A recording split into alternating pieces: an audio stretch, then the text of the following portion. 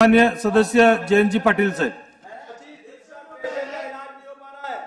अध्यक्ष महोदय,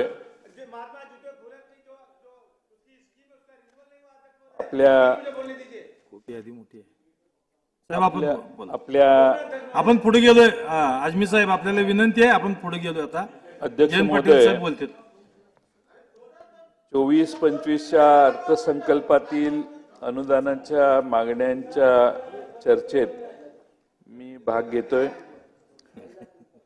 अध्यक्ष महोदय, सरकार कसं चाललंय आणि सरकारमध्ये काय काय भ्रष्टाचाराची कामं चाललेली आहेत हे जवळपास सर्वांनाच माहिती आहे. एखादा प्रोजेक्ट, एखादा टेंडर कसं मॅनेज केलं जातं जेणेकरून ऑडिटमध्ये काही येणार नाही याचीही व्यवस्था करायला, म्हणजे ऑडिटच्या पलीकडे आता आपण सगळे गेलेलो आहोत. त्यामुळे अध्यक्ष महोदय, महाराष्ट्रामध्ये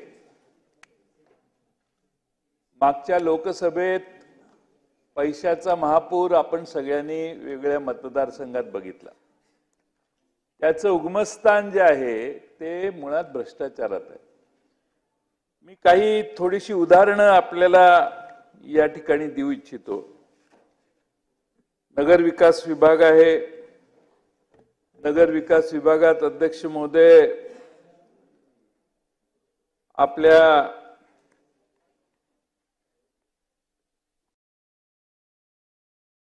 मेट्रो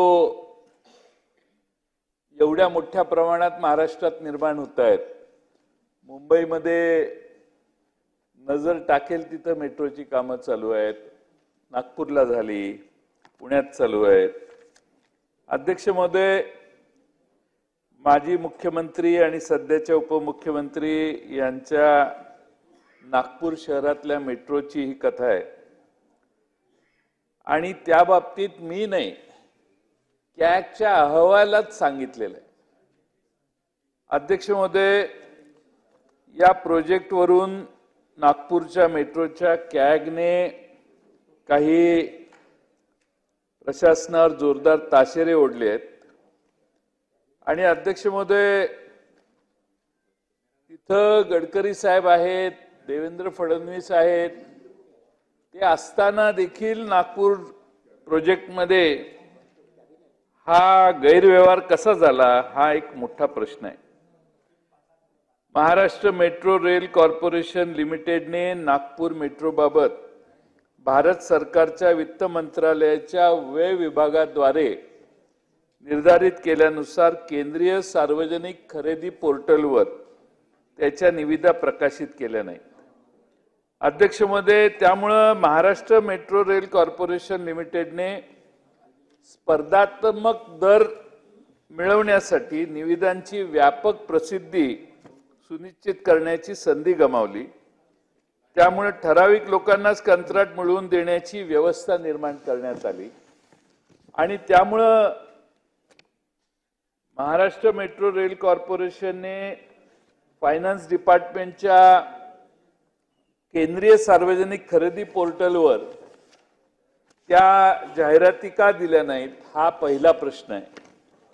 अध्यक्ष महोदय, महाराष्ट्र मेट्रो रेल कॉर्पोरेशन लिमिटेडने नागपूर मेट्रो प्रकल्पासाठी ट्रॅक सल्लागार नियुक्त केले आणि त्या ट्रॅक सल्लागार नियुक्त केलेले असून देखील रीच 1 आणि रीच 3 मध्ये बॅलास्ट लेस ट्रॅक बसवण्यासाठी कामाची निविदा योग्य सर्वेक्षण न करता आणि कामासाठी आवश्यक असलेल्या वास्तविक वस्तूंचे मूल्यांकन न करता केली. कामाच्या अंदाजाची चुकीची रचना केल्यामुळे निवेदित मांडण्यात आलेला खर्च वाढला, जवळपास 24% वाढला. निविदा मूल्यमापनात पारदर्शकता नव्हती, कारण ज्या बोलीदारांनी पात्रता निकषाची पडताळणी करण्यासाठी आवश्यक कागदपत्रे सादर केली नाहीत त्यांना 2 प्रकरणांमध्ये कंत्राट देण्यात आले असे कॅग म्हणतोय, मी नाही. आणि हे जाणून बुजून कंत्राटदाराच्या फायद्यासाठी का करण्यात आले हा माझा अध्यक्ष महोदय सरकारला प्रश्न आहे. अध्यक्ष महोदय, याचे सल्लागार या प्रोजेक्टचे राईट्स आणि महाराष्ट्र मेट्रो रेल कॉर्पोरेशनच्या उपसमिती 750 VDC प्रणालीचा अवलंब करण्याच्या सूचना दिलेल्या होत्या. हे सल्लागाराने देखील सांगितलेलं आणि महाराष्ट्र मेट्रो रेल कॉर्पोरेशन लिमिटेडच्या उपसमितीने सांगितलं की 750 VDC प्रणालीचा अवलंब करा. पण अध्यक्ष महोदय, MMRCL ने प्रकल्पासाठी 25 kV AC ट्रॅक्शन सिस्टीम स्वीकारली. आता या निर्णयामुळं किती नुकसान झालं तर जवळपास 719 कोटी रुपयांनी खर्च वाढला. अध्यक्ष महोदय, हा खर्च वाढवण्याचं कारण काय, याला कोण जबाबदार? अध्यक्ष महोदय, नागपूर मेट्रो प्रकल्पात MMRCL ने कंत्राटदारांना बिनव्याजी मोबिलायझेशन ऍडव्हान्स दिले, ज्याची वसुली कामाच्या प्रगतीनुसार कंत्राटदाराच्या चालू बिलातून करण्यात आली. असं केंद्रीय दक्षता आयोगाच्या मार्गदर्शक तत्वानुसार हे झालं नाही. मार्गदर्शक तत्वानुसार मोबिलायझेशन ऍडव्हान्सची वसुली पूर्वनिश्चित कालमर्यादेत करणे आवश्यक आहे. कामं संत गतीने सुरू असल्याने मोबिलायझेशन ऍडव्हान्स 130 कोटी रुपये एप्रिल 21 मध्ये वसूल करण्याचं बाकी राहिलं. हे कुणाच्या सोयीसाठी झालं? या कंपन्यांना कोण प्रोटेक्ट करतंय? या कंपन्यांची कुणाचा संबंध आहे? जनतेच्या पैशाचा गैरवापर का चाललेला आहे? आज या सगळ्याची उत्तरं मिळणं आवश्यक आहे. अध्यक्ष महोदय, प्रोजेक्टमध्ये माझं झाल्यावर करा. त्यांचा मुद्दा जरूर मांडावा. ते बोलताना असं म्हणाले की त्यांनी बोलताना माननीय जयंत पाटील साहेब यांनी, मी शांतपणे पुढचं सगळं ऐकत होतो, पण मांडताना त्यांनी असं म्हणाले की ज्या नागपूरमध्ये देवेंद्र फडणवीस आणि नितीन गडकरी आहेत त्या नागपूरमध्ये असं झालं. अध्यक्ष महोदय, कॅगने काय म्हटलं, तुम्हाला मांडायचा अधिकार आहे. तुम्हाला हेतुआरोप कोणावर करायचा असेल तर नोटीस द्यायला लागेल. जे या सभागृहाचे सदस्यच नाहीत त्यांचं तर नाव घेण्याचा प्रश्नच येत नाही. आणि त्यामुळे अध्यक्ष महोदय, या मांडणीमध्ये मला कुठेही अडचण निर्माण न करताना सुद्धा ही गोष्ट आपल्या निदर्शनात आणून द्यायची आहे की त्यांनी ज्या दोन व्यक्तींची आणि नेत्यांची नावं घेतली, एक सभागृहात नाही, त्यांच्याबद्दल त्यांना काय म्हणायचं असेल तर ते नाव मागे घ्यावं किंवा रेकॉर्डवर ठेवू नये. दुसऱ्या कोणाबद्दल म्हणायचं असेल तर त्यांनी नोटीस द्यावी. दोघांबद्दल विषय नसेल तर स्पष्टता द्यावी आणि स्पष्टता मांडावी की त्या दोघांबद्दल मला बोलायचं नाही.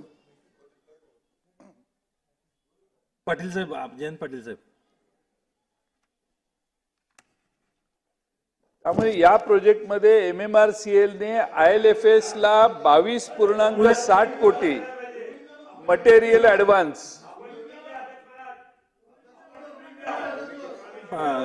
पाटील साहेब. अध्यक्ष महोदय यांना मी काय, जरा 2 मिनिटं. अध्यक्ष महोदय, मी काय बोललो ह्या दोघांना? हे काय आहे? आंधळे आणि बहिरे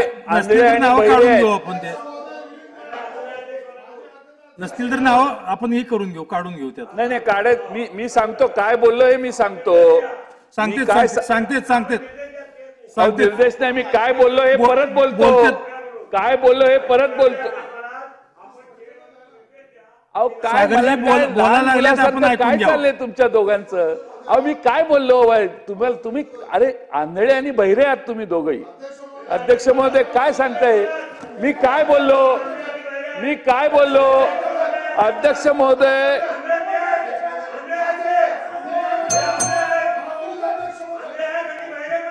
पाटील साहेब, मला काय बोललो हे सांगतो. मला वाटतं आपलं चालू करा आणि जे अपवादात्मक शब्द आहेत ते थोडेसे आपण कमी वापरू. हे दोघं नाही, पण असं आपलं चालू ठेवा. मी बोलणं चालू ठेवतो. आणि अध्यक्ष महोदय,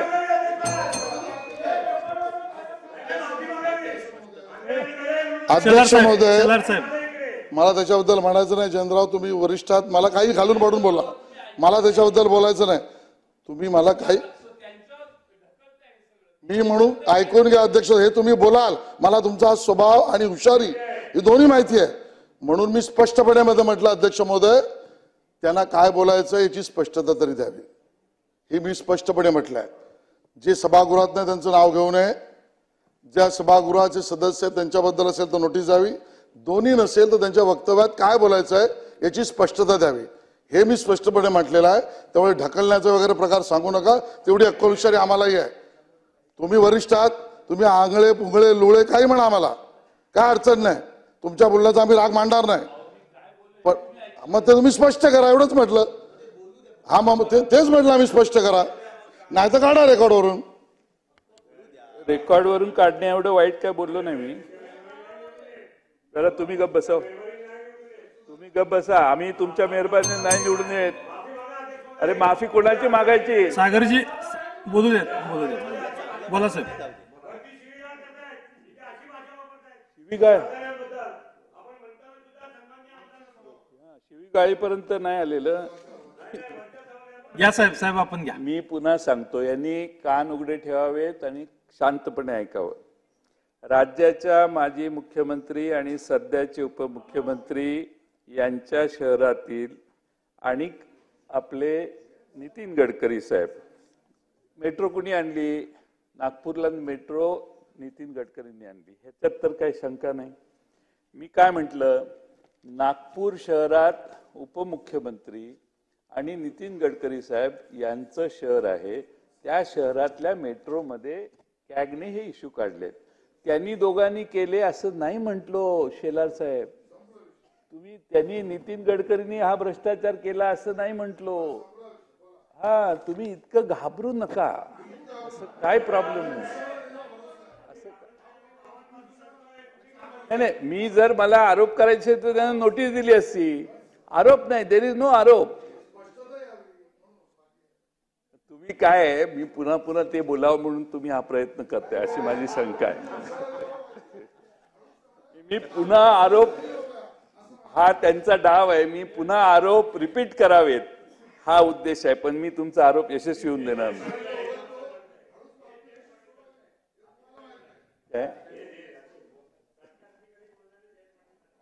नाही, आता सरळ मी बोलतोय, असं का करताय? त्यामुळे या प्रोजेक्टमध्ये अध्यक्ष महोदय MMRCL ने IL&FS ला अध्यक्ष महोदय मटेरियल ऍडव्हान्स दिला कोट्यावधी रुपयाचा ऍक्सिलरेटेड ऍडव्हान्स निविदा अटीनुसार अनुज्ञेय नसताना देखील मंजूर केला.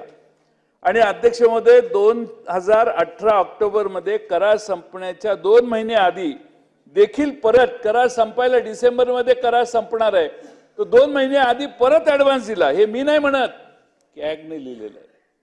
Maharashtra metro rail corporation limited काम पूर्ण करण्यात IL&FS अयशस्वी होणार हे माहीत असूनही करार संपुष्टात आणण्यात 1 वर्ष उशीर केला. या कंपनीवर प्रशासन एवढं का उदार झालं? आता हे कोण उदार झालं हे मी काय बोललेलं नाही, कुणाचंही नाव घेतलेलं नाही. पण त्यावेळी सरकार कुणाचं होतं हे तुम्हालाही माहिती आहे. सरकारमध्ये कोणाशी या कंपनीचं साठे लोट होतं की इतका या कंपनीसाठी करण्यात आले? एवढं का त्या कंपनीची सेवा आपण का एवढी केली? IL&FS कडून डिसेंबर 2017 मध्ये सीताबर्डी स्टेशनच्या बांधकामाचे काम काढून घेण्यात आले. करार संपुष्टात आणण्यास 1 वर्ष विलंबामुळे केवळ कामाच्या प्रगतीवर परिणाम झाला नाही, तर MMRCL बँक गॅरंटी एनकॅश करू शकली नाही, कारण NCLTच्या आदेशानंतर बँकांना IL&FS द्वारे प्रदान केलेल्या बँक हमीचा आदर करण्यापासून रोखले गेले होते. पुढे करार संपुष्टात येण्यास उशीर झाल्यामुळे मार्च 2019 मध्ये व्यावसायिक ऑपरेशन घोषित करण्यात आले. तेव्हा नियोजित 11 स्थानकापैकी केवळ 5 स्थानके रीच 1 मध्ये कार्यान्वित होऊ शकली. भारत सरकारच्या सामान्य आर्थिक नियमानुसार असे नमूद केलेले आहे की अल्प मुदतीच्या करारामध्ये वस्तूंच्या किमती निश्चित असाव्यात. दीर्घकालीन करारामध्ये किमतीत तफावत असू शकते. महाराष्ट्र मेट्रो रेल्वे कॉर्पोरेशन लिमिटेडने इतक्या सामान्य आर्थिक नियमांचं उल्लंघन करून अल्प मुदतीच्या करारामध्ये वस्तूंच्या किमती वाढीसाठी काही कोटी रुपये खर्च करण्यात आले. प्रशासनाने हे कशाच्या आधारावर केले व कोणाच्या फायद्यासाठी केले? MMRCLने कंत्राटदारांनी करार करताना महाराष्ट्र मुद्रांक अधिनियम 2015 नुसार विहित दराने मुद्रांक शुल्क भरल्याची खात्री देखील केली नाही. परिणामी राज्यातील तिजोरीला परत फटका काही कोटीचा बसला. इतकं बेजबाबदार सरकार कसे वागू शकते? एकंदरीतच नागपूर मेट्रो रेल्वे हे भ्रष्टाचाराच्या साठी एक केस आहे. अशा बऱ्याच गोष्टी असू शकतील. अध्यक्ष महोदय, माझ्याकडे तो कॅगचा अहवाल आहे. मी काही स्वतः मांडत नाही. या अहवालातलेच मुद्दे मी वाचून दाखवलेले आहेत. त्यापेक्षा वेगळं काही नाही. अध्यक्ष महोदय, दुसरा एक महत्वाचा प्रश्न बांधकाम विभागात आहे. खरं म्हणजे बांधकाम विभागाच्याही मागण्या आज आहेत. अध्यक्ष महोदय, आता अनेक घोटाळे, गणवेश घोटाळा, आणखीन कुठले घोटाळे, उंदीर घोटाळे आपण ऐकतो. आता एक नवीन घोटाळा अध्यक्ष महोदय या सरकारने केलेला आहे, या सरकारच्या काळात झालेला आहे, आणि तो म्हणजे डांबर घोटाळा. अध्यक्ष महोदय, रत्नागिरी जिल्ह्यात एक कंपनी आहे. ही कंपनी रत्नागिरी जिल्ह्यातील सगळी कामं ह्यांनाच मिळतात. 80% कॉन्ट्रॅक्ट निघाले की हेच घेतात. आणि आपल्या सरकारमधल्या लोकांशी संबंधित आहे ही मंत्री कमिटी, ती कंपनी. आणि त्यामुळे अध्यक्ष महोदय, बांधकाम विभाग, सार्वजनिक बांधकाम विभागाचं काम ह्यांनाच, MIDCचं काम ह्यांनाच, नॅशनल हायवेचे कामही ह्याला. आपल्याला माहिती आहे कॉन्ट्रॅक्ट मध्ये तुम्ही कॉन्ट्रॅक्टिंग हा तुमचाही एक अंग आहे. त्यामुळे एका माणसाला, माझं नाही, भावाच आहे. आता नाही, जुनं होतं, आता मी बंद केलं. प्रेमान, मी काय तुमच्यावर टीका नाही करत, पण मला हे सांगायचं की कॉन्ट्रॅक्ट मिळवणं किती अवघड असतं. पण एकाच माणसाला इथं कॉन्ट्रॅक्ट एवढी मिळालेली आहे.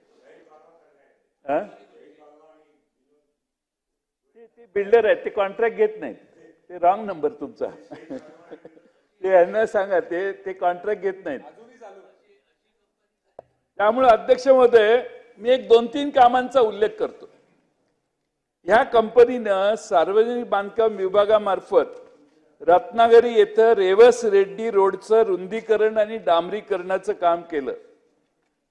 सागर साहेब, हे फार ऐकण्यासारखी स्टोरी आहे. म्हणजे काही पैसे कसे बनवतात, नॉलेज घेणं महत्वाचं आहे. शेवटी प्रत्येक भ्रष्टाचारातनं नवं लोक शिकत असतात. त्यामुळं रुंदीकरण आणि डांबरीकरणाचं काम केलं. या कामासाठी वापरलेल्या डांबराच्या बिलाचा नंबर आणि रत्नागिरी MIDC पाणीपुरवठा योजनेअंतर्गत अप्रोच रोड ते जॅकवेल पर्यंत जाणाऱ्या डांबरी रस्त्याचं नूतनीकरण, 2 कामं.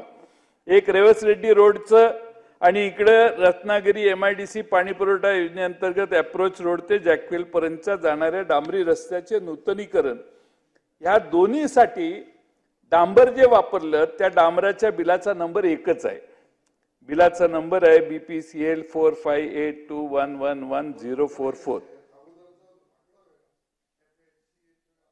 ते आहे, ते चेक करून माझ्याकडे बिल कॉपी. तुम्ही हे म्हणाल आणि तुम्हीच पुढे बसलेले असाल, प्रत्यक्ष मंत्री बसलेले नसतील याची खात्री असल्यामुळं हे तो मुद्दा राहिलाच.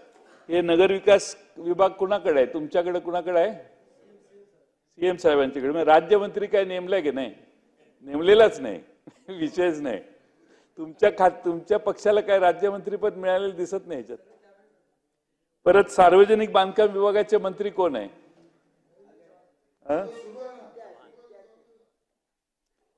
जलसंपदा, आदिवासी विकास. बरं ठीक आहे, मी शेवटी बोलतो, ते माझं भाषण होईपर्यंत येतील.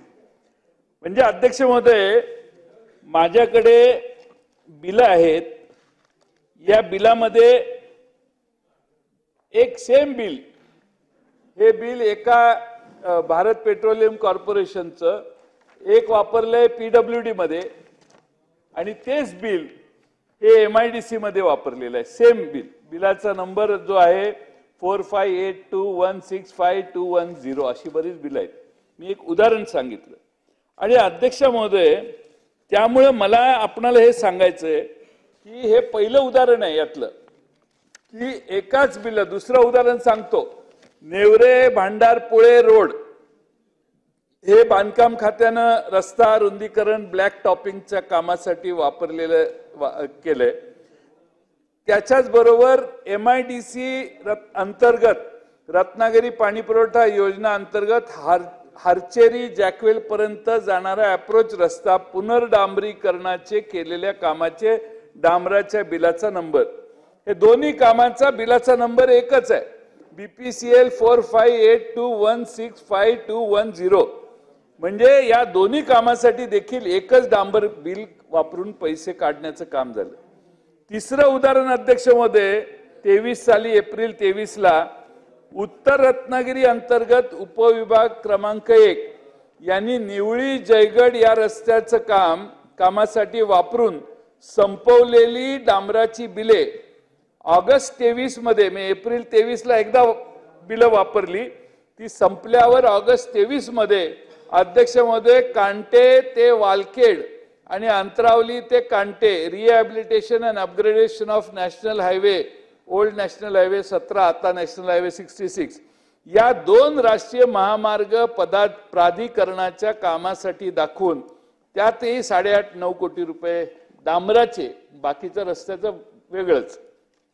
त्यामुळे अध्यक्ष महोदय या दोन्ही कामासाठी न वापरलेल्या डांबराच्या बिलाचा माझ्याकडं तक्ताच आहे, याच्यात आहे माझ्याकडं, त्यात तुम्हाला मी ते दाखवेन. त्यामुळे अध्यक्ष महोदय आपल्या HPCLचं बिल वेगवेगळ्या डिपार्टमेंटचं नाही, डिपार्टमेंटचं जे आहे ते डिपार्टमेंटला नाही, डिपार्टमेंटच्या नावावर येत नसतं, त्या वैयक्तिक कंपनीच्या नावावर बिल येतं. बघा, थँक्यू. मी आपले शतशः आभारी आहे, नाही तर ह्यांनी बोलूनच दिलं नसतं मला ह्याच्यात. मला मी अजून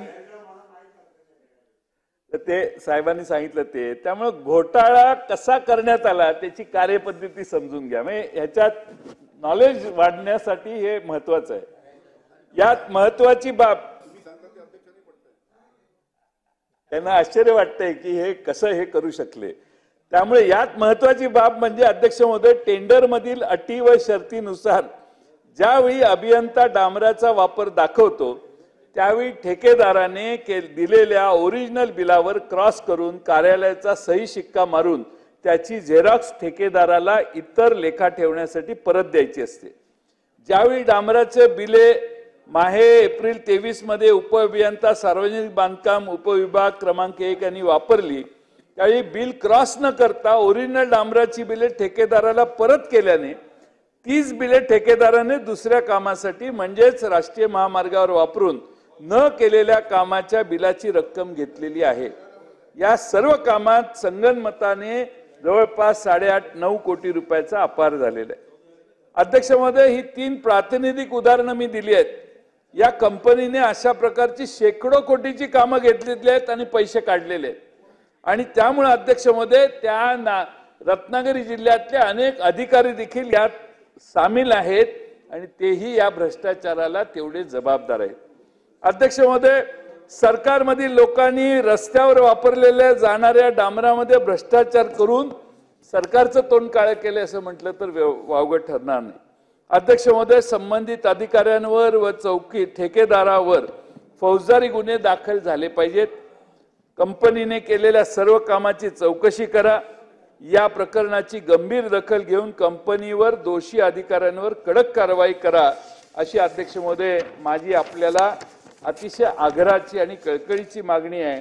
अध्यक्ष महोदय, त्या कंपनीचं नाव शेलार साहेब, त्या कंपनीचं नाव RD सामंत कन्स्ट्रक्शन कंपनी नावाची कंपनी.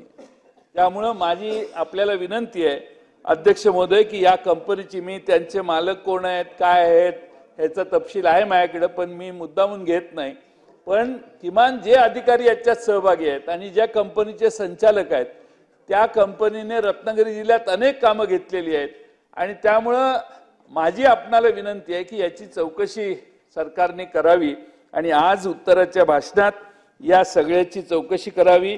सरकारला जर काही कमी पडत असेल तर कागदपत्र माझ्याकडे आहेत, ती मी त्यांना देण्याचं काम जरूर अध्यक्ष महोदय करेन. अध्यक्ष महोदय, आणखीन एक नवं काम आपल्या सरकारने केलेलं आहे आणि ते सरकारने काम जे केलंय ते म्हणजे काय, शेवटचा मुद्दा तो म्हणजे MSIDCL नावाची व्यवस्था निर्माण केली. ही MSIDCL ही कंपनी जी आहे या कंपनीला आता सध्या काही काम नाही. इथं समोर एक कमी करायचं इथं समोर भक्तावार बिल्डिंग मध्ये ह्याचं ऑफिस आहे आणि तिथे एकच काय नाव मग सांगितलं दीक्षित म्हणून एक कोणीतरी अधिकारी तिथं एमडी किंवा प्रमुख आहेत. अध्यक्ष महोदय, बजेटमध्ये एखादी प्रोव्हिजन केल्यावर बांधकाम खातं त्याचं टेंडर काढतं, टेंडर काढून प्रोसिजर करतं, रीतसर लोएस्ट वगैरे सगळं होतं. पण अध्यक्ष महोदय, सरकारने ही बजेटच्या पैशातून बाहेर व्यवस्था हे सगळं डायव्हर्ट करायला किंवा बायपास करायला हे MSIDCLचा वापर सरकारने सुरू केलेला आहे. अध्यक्ष महोदय, एकेका मतदारसंघात 250, 350, 400, 500, 600 कोटीची काम आहे. तिथल्या जो प्रमुख आहे, समजा आता मी इस्लामपूर मतदारसंघाचा आमदार आहे, मग माझ्या मतदारसंघातलं काम आहे तर मी यांना फोन केला MSIDCLला की आमच्या ला दे काम, किंवा तो तिकडे गेला की अधिकारी वर्ग 3% खातात. रेटच आहेत अधिक, मी तुम्हाला अधिकृत रेट सांगतोय. 6 ते 10% माझ्यासारखा फोन करणारा घेतो आणि पहिल्या 2-3 याच्यात 25% त्याला परत द्यावे लागतात. हे 3% आणि हे 12, 13, 14% हे अध्यक्ष महोदय द्यावे लागतात. मग काम तिकडे सुरू होतं. त्यामुळं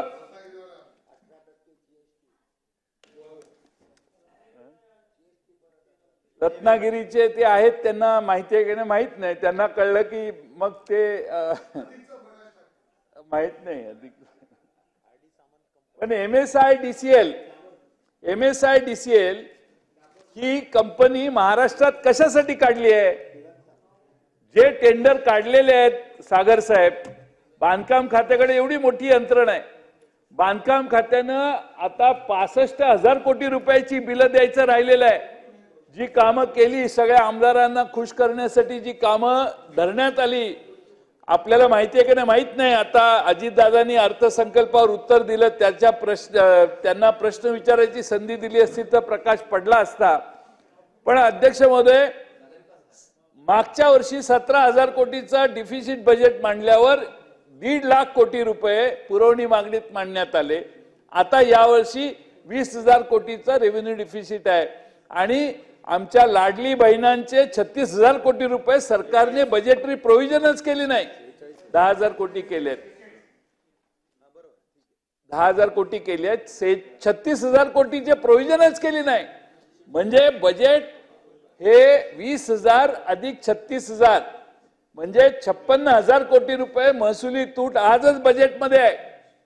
अध्यक्ष महोदय, हे जे सरकार सांगतंय ना की तुम्हाला ऑगस्टमध्ये अर्ज करा, तुम्हाला 1 जुलै पासूनचे पैसे देतो, ते ऑक्टोबर पर्यंतच.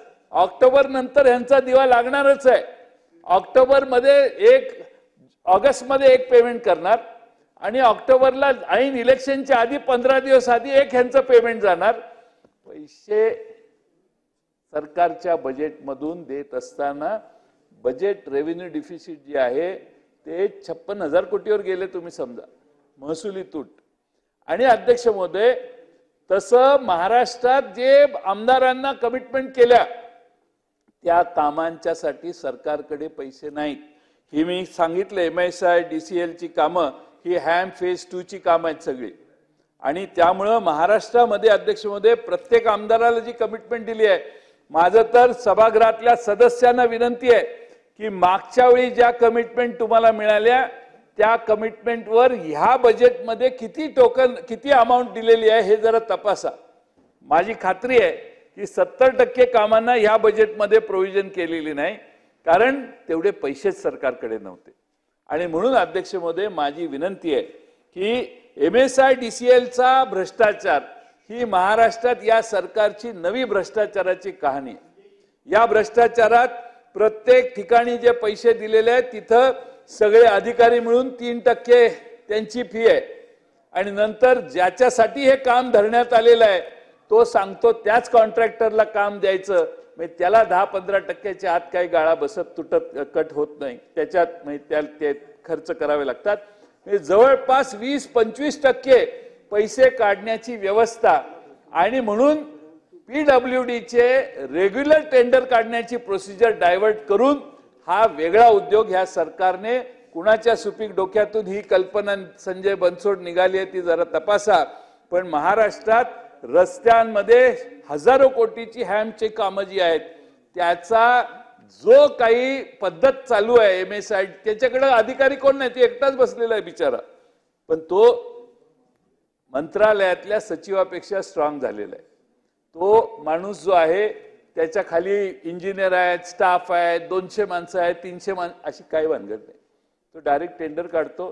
तुम्ही त्याला सांगायचं ये काम इसको भेज रहा हूं, इसको दे दो, तो जातो, जो भी है लेना देना होता है, बाद में उसको वर्क ऑर्डर मिलती है. मग परत फिरून त्या ज्याने फोन केलेला त्याला पण द्यावं लागतं. त्यामुळे अध्यक्ष महोदय, महाराष्ट्रात रस्ते विकास महामंडळात हा मोठा रस्ते विकास म्हणतोय MSIDCL हे नवी व्यवस्था जी तुम्ही तयार केलेली आहे ही महाराष्ट्रातल्या बजेटची रस्त्याची कामं बाहेरून करून घेण्यासाठी काढलेली ही योजना आहे आणि त्यामध्ये प्रचंड भ्रष्टाचार चालू आहे आणि याचे रेट आता बाहेर पडलेले आहेत. सगळ्यांना माहिती आहे की यांचे रेट किती आहेत. त्यामुळं एवढा मोठा भ्रष्टाचार हा महाराष्ट्रात चालू झालाय. अजून आत्ताच हे MSIDCLचं नवी व्यवस्था आहे. ही व्यवस्था जरा सरकारने आपली चेहरा वाचवायचा असेल, भ्रष्टाचारापासून मुक्तता आहे, आम्ही भ्रष्टाचार करत नाही सांगायचं असेल तर ही MSIDCL कडे दिलेली व्यवस्था सगळी PWD कडे वर्ग करा आणि त्यांची टेंडर काढून पारदर्शी पद्धतीनं ही टेंडर घ्या.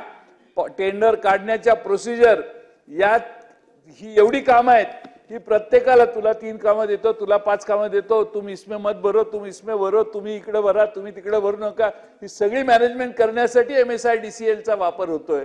आणि त्यामुळे अध्यक्ष महोदय प्रचंड भ्रष्टाचार या हॅमच्या योजनेमध्ये टेंडर अलॉटमेंटच्या मध्ये व्हायला लागलाय. आणि म्हणून माझी आपल्याला विनंती आहे की MSIDCLचं काम हे पुन्हा महाराष्ट्र सरकारकडे वर्ग करून दाखवावं. तेवढी हिंमत बांधकाम खात्याच्या मंत्री महोदयांनी दाखवावी. आम्ही काय विरोधी पक्षात आहे, आम्हाला डोळ्यादेखत दिसतंय की सकाळी 6 वाजता मतदान, 7 वाजता मतदान सुरू झालं तरी 500 आणि 1000ची पेमेंट डोळ्यादेखत होताना आम्ही सगळ्यांनी बघितलेली आहे. म्हणजे एवढा धडधडीत निवडणुकीत भ्रष्टाचार आम्ही कधी बघितला नाही. दिवसा ढवळ्या सकाळी घरात 5,000-5,000 हजार रुपयाची पाकिटं महाराष्ट्रात वेगवेगळ्या ठिकाणी वाटण्यात आली. आणि त्यामुळे अध्यक्ष महोदय हा काळा पैसा बाहेर निघण्याची व्यवस्था तुम्ही थांबवा अशी आमची विनंती आहे. यात गुगल ते तर नवीन टेक्नॉलॉजी आहे. टेक्नॉलॉजी जशी वाढेल तसं विरोधकांच्या समोरचं चॅलेंज वाढते. आता गुगल पेमेंटने देखील गुगलवर पेमेंट व्हायला लागले. मला माहित नाही कुठं झालं, ते प्रॉम्प्ट केलं म्हणून मी सांगितलं. पण 5,000 रुपयाची पाकिटं करून प्रत्येक घरात देणे, सकाळी 6-7 वाजता मतदार मताला जातो, 500 रुपये टेबलवरच 500 रुपये 1000 रुपये देण्याचं काम. म्हणजे या महाराष्ट्रात लोकशाहीच्या पूर्णपणाने ठिकऱ्या उडवण्याचं काम, लोकशाही पूर्णपणाने बदनाम करण्याचं काम, लोकशाहीला धाब्यावर बसवण्याचं काम हे महाराष्ट्रात अनेक ठिकाणी झालं. आणि ते कुणी केलं हे महाराष्ट्रातल्या जनतेला माहिती आहे. आणि त्यामुळं तरी देखील त्या महाराष्ट्रातल्या जनतेनं आमचे 31 खासदार निवडून दिले. त्यामुळं त्या महाराष्ट्रातल्या जनतेचे समजूतदारपणाबद्दल जेवढे आभार मानावेत तेवढे थोडे आहेत. आणि काही जणांना असं वाटतं की पुन्हा आपण तेच करून पुन्हा निवडून येऊ. पण महाराष्ट्रातल्या सुजाण जनतेवर आमचा विश्वास आहे. त्यांना माहिती आहे की या महाराष्ट्रामध्ये योग्य पद्धतीनं महाराष्ट्र चालवायचा असेल तर पुन्हा आपल्याला महाराष्ट्राच्या सरकारमध्ये बदल करण्याची गरज आहे. शेवटी आशिष शेलार आमचे तुम्हाला तर कधी मंत्री करणार हे योगेशजी, मला तुमच्या आपली मैत्री आहे. आमचे तापकीर साहेब तुमची 3 टर्म झाली की नाही? 3 टर्म तेच.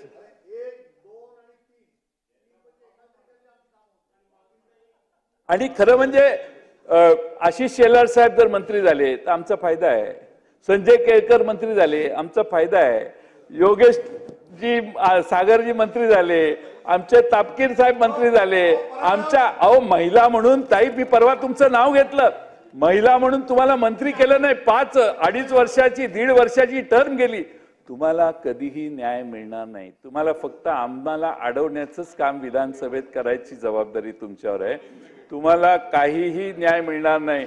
आणि म्हणून निष्ठावंत भारतीय जनता पक्षाच्या नेत्यांना आणि कार्यकर्त्यांना माझं आव्हान आहे की ही तुमच्या आयुष्यातली शेवटची संधी आहे. तुम्ही बंड केल्याशिवाय, तुम्ही ठामपणानं तुमची मजबूती दाखवल्याशिवाय, नाहीतर आणखी नवे पाहुणे येऊन तिकडे बसतील आणि तुम्ही इकडे सरकत जाल. त्यामुळे माझी तुम्हाला विनंती आहे की कोणत्याही परिस्थितीत तुम्ही जरा तुमचा हे दाखवा, ठामपणा दाखवा. इकडे भ्रष्टाचाराचा महापूर आहे.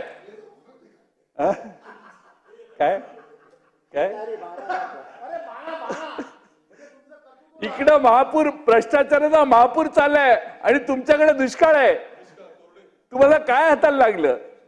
आणि त्यामुळं तुमच्यासारख्या आशिष शेलार साहेबांनी मुंबईचं नेतृत्व केलं. मुंबई सांभाळायची जबाबदारी आहे. जे महाराष्ट्र सांभाळू शकतात त्यांना आता एका लोकसभेची जबाबदारी दिलेली होती. आणि त्यामुळे आमचा प्रकाश सुरू आहे. बिचारा बघा किती चांगला सरळ माणूस. पण आता काय झालंय, तुम्हा सगळ्यांच्याकडे दुर्लक्ष चालू आहे. आणि हे सगळे वेगळे उद्योग करण्यात गुंतलेले सरकारचे मंत्री आहेत. मंत्रिमंडळाला इथं बसायला वेळ आहे का बघा मंत्र्यांना? चर्चा चालू आहे तर इथं, कारण आता शेवटचे दिवस राहिले आहेत. वन डे अहो मंत्रिमंडळाची असेल तर ज्याचा विषय असतो त्याने येऊन बसायचं असतं. कॅबिनेट हे काय या सभागृहापेक्षा वरची नाही. आणि कॅबिनेट संध्याकाळी घ्यायची असते 5 वाजता. सरकारचा विधानसभा चालू असताना दुपारी कॅबिनेट नसते घ्यायची. पण असो, माझा महत्वाचा मुद्दा आहे की हे जे महाराष्ट्रात नगर विकास खात्याचा भ्रष्टाचार, मी जो मेट्रो रेल्वेचा सांगितला, त्यात काही गडकरींच्यावर काही मी आक्षेप घेतलेला नाही. गडकरी साहेब हे तुमच्यातले सगळ्यात सरळ व्यक्ती. अनेक खासदारांना ते पंतप्रधान व्हावेत असं मनापासून वाटतं, पण बोलायची छाती नाही. त्यामुळे गडकरींचा प्रश्न वेगळाच आहे. पण एक चांगला नेता, दिल्लीत जाऊन बसलेला, आणि महाराष्ट्रातच नाही तर देशात त्यांची लोकप्रियता आहे खासदारांच्यात, भारतीय जनता पक्षाच्या खासदारांच्या 240 मध्ये. त्यामुळे त्यांचा विषय नाही. पण नागपूर शहरात झालेली मेट्रो आहे म्हणून अतिशय चांगली मेट्रो आहे. पण ह्या ज्या त्रुटी ह्या कॅगने काढल्या आहेत, हा महत्वाचा गंभीर विषय आहे. डांबराचा प्रश्न, डांबर घोटाळा हा एक नवा प्रश्न महाराष्ट्रात शिकवलाय. रत्नागिरीकरांनी महाराष्ट्राला आता हा ज्ञान दिलेलं आहे. त्यामुळे तो एक आहे. आणि MSIDCL मध्ये झालेला घोटाळा आणि चालू असणारा घोटाळा हा थांबवण्यासाठी सरकारची हिंमत असेल तर MSIDCL कडे दिलेली कामं पुन्हा PWDच्या प्रोसिजरने टेंडर काढून देण्याचं काम महाराष्ट्रात सुरू करावं, एवढीच माझी आग्रहाची विनंती करतो. धन्यवाद.